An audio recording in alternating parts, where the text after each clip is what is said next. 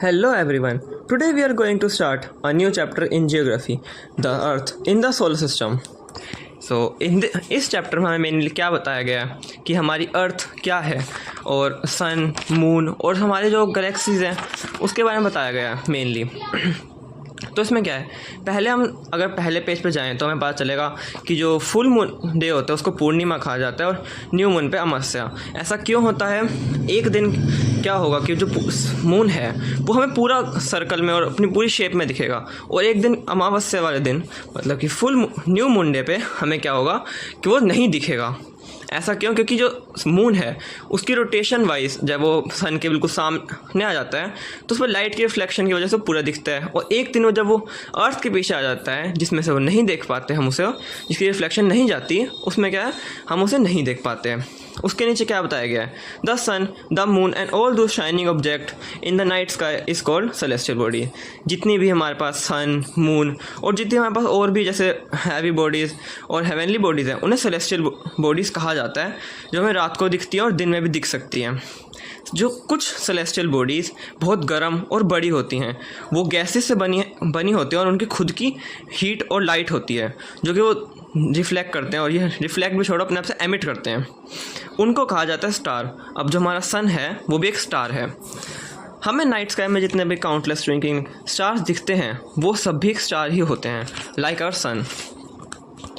जितने भी हमको स्टार दिखते हैं उनका कोई ना कोई कॉन्स्टिलेशन होता है, जैसे कि उर्सा मेजर और बिग बियर।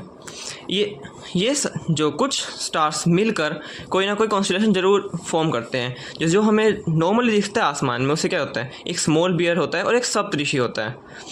एक और इसमें अगले पेज पे क्या दिखा गया कि हमें और जो हमारे को नॉर्थ तरफ में एक सुबह सुबह एक तारा दिखता है, उसे पोल स्टार कहते हैं, जो कि उसको हिंदी में ध्रुव तारा भी कहते हैं। ये हमारे को रोज़ दिखता है, और ये जो नॉर्थ की साइड होता है जो ना हमारे सप्तऋषि उनकी तरफ।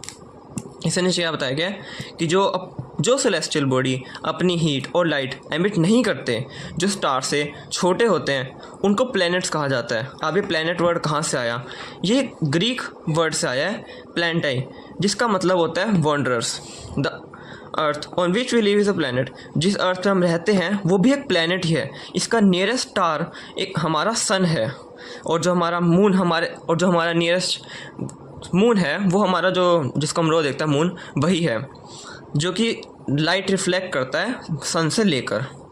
जिस मून को हम रोज़ देखते हैं वो हमारे एक नेचुरल सैटेलाइट भी है।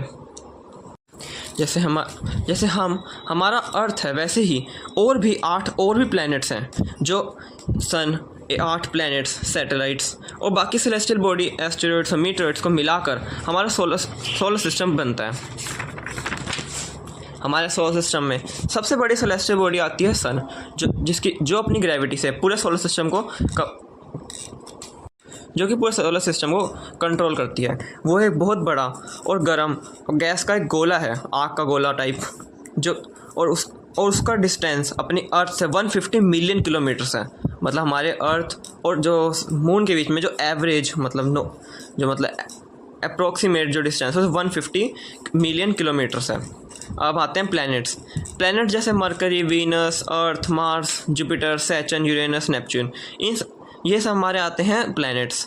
ये जो प्लैनेट्स होते हैं ये एक अपने जो पर्सनल स्टार होता है उसे ऑर्बिट करते हैं, और उनकी ऑर्बिट्स उनके साइज़ पर डिपेंड करती है, उनके डिस्टेंस पर डिपेंड करती है, जो उनका डिस्टेंस होगा अपने मेन स्टार से। इनको याद करने का सही तरीका क्या है? My very efficient mother just served us nuts. इसमें जो फर्स्ट वर्ड हैं, जैसे माई में एम मतलब मर्क्यूरी, वेरी में वी मतलब वीनस, एफिशिएंट में E means earth, M in mother means Mars, just J means Jupiter, in served the S and the U is Uranus and the N is Neptune. Mercury सबसे पास वाला planet है अपने सन के, और उसको सिर्फ 88 डेज़ लगते हैं अपना ऑर्बिट कंप्लीट करने में। वीनस अर्थ का ट्विन कहा जाता है क्योंकि उसका साइज़ ऑलमोस्ट सिमिलर है अर्थ के बराबर।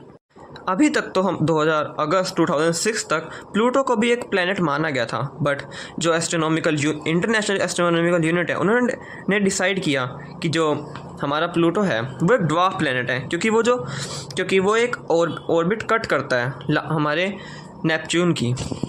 अब आते हैं हम अर्थ पर। अर्थ की शेप एग्जैक्टली गोल नहीं है, अर्थ की शेप जियोइड है और वो तीसरा प्लैनेट है और 5th लार्जेस्ट प्लैनेट है। जैसे ऑरेंज होते हैं ना, उस टाइप की शेप है हमारे अर्थ की। अब जो अर्थ है वो सबसे फेवरेबल कंडीशंस देता है जो सपोर्ट करती है ह्यूमन लाइफ को। ना वो ज़्यादा गर्म है ना वो ज़्यादा ठंडा है, इस पर पानी भी है और ऐसा एटमॉस्फेयर भी है जिसमें हम रह सकते हैं। अर्थ को ब्लू प्लैनेट भी कहा जाता है क्योंकि इसको ऑलमोस्ट क्या 1/3 पार्ट जो है वो पानी से ढका हुआ है।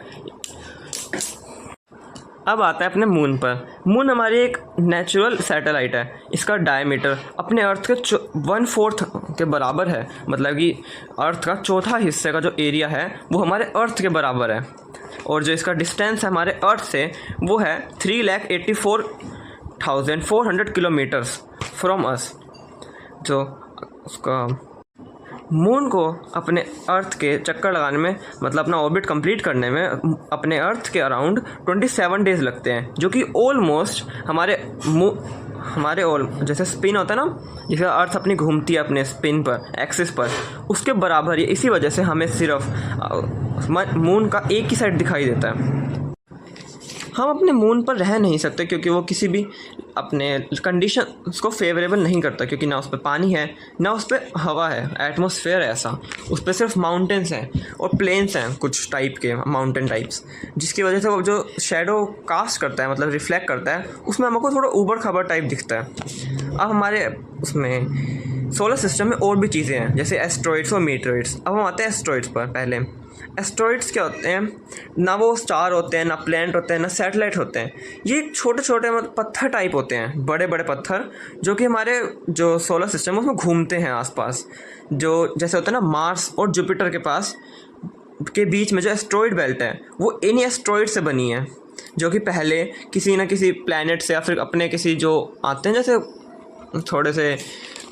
जैसे कोई प्लैनेट टूटता है या फिर कोलाइड करता है किसी के साथ, तो जो पत्थर टूटते हैं उन्हें हम एस्ट्रॉइड्स कहते हैं। अब हम आते हैं मीटेरॉइड्स पर। मीटेरॉइड्स क्या होता है? पत्थर, वो भी पत्थर ही होता है बट छोटे छोटे पार्ट्स होते हैं। अब ये एस्ट्रॉइड बेल्ट तो क्रिएट नहीं करते बट अपने सन के आसपास ऑर्बिट में घूमते हैं। ये कभी कभार अर्थ पे आ भी जाते हैं और अर्थ पे टकरा भी जाते हैं, बट हमारी एटमॉस्फेयर की वजह से और एटमॉस्फेयर फ्रिक्शन की वजह से जब ये हमारे टकराते हैं तब तक ये जल जाते हैं, टूट जाते हैं, जिसकी वजह से हमें पता नहीं चलता कि ये क्या चीज़ है, या फिर बहुत टूट कर वो इतने छोटे हो जाते हैं कि हमारे अर्थ को कुछ फ़र्क ही नहीं पड़ता उस चीज़ से। अब जैसे आपने देखा होगा कि हमें आसमान में बहुत सारे तारे दिखते हैं और कभी कभार तो हमें मीटर शावर्स भी दिखते हैं और कभी कभार हमें जैसे तारे टूटते हुए भी दिखते हैं। ऐसी बहुत सी चीज़ें होती हैं। वो सब कहाँ होती है? वो सब हमारे मिल्की वे गैलेक्सी में होती है। हमारा जैसे सोलर सिस्टम है, ऐसी बहुत सारे सोलर सिस्टम मिलकर एक गैलेक्सी क्रिएट करते हैं जो कि है मिल्की वे गैलेक्सी। उसको हिंदी में आकाश गंगा भी कहा जाता है। A galaxy is a huge system of billions of stars and cloud of dust and gases. There are millions such galaxies in our universe. अब यूनिवर्स क्या है? जैसे हमारा जो मिल्की वे गैलेक्सी है उसके अंदर बहुत सारे जैसे प्लैनेट्स हैं, स्टार्स हैं, वैसे ही यूनिवर्स भी, जैसे हमारे गैलेक्सी में बहुत सारे स्टार हैं वैसे यूनिवर्स में बहुत सारी गैलेक्सीज़ हैं। ये गैलेक्सीज़ यूनिवर्स क्रिएट करती हैं। ये हमारे लिए बहुत मुश्किल है कि हम इमेजिन भी कर सकें कि यूनिवर्स कितना बड़ा है। साइंटिस्ट जितने भी हैं वो अभी तक यही चीज़ ट्राई कर रहे हैं कि हमें पता चल सके कि यूनिवर्स कितना बड़ा है, बट जबकि उसके जो यूनिवर्स के एक्सपेंडिंग मतलब बढ़ने की स्पीड है वो हमारे टेलीस्कोप्स और अभी तक कोई भी नोटिस नहीं कर पाया है। हम सभी एक ही यूनिवर्स से बिलोंग करते हैं, आप भी और हम भी। सो ये था आज का लेसन। इसके बाद मैं आपको और स्क्रीन शेयर करता हूँ जिसमें आप अपने क्वेश्चन आंसर्स और जो बैक एक्सरसाइज है वो आप कंप्लीट कर सकते हैं।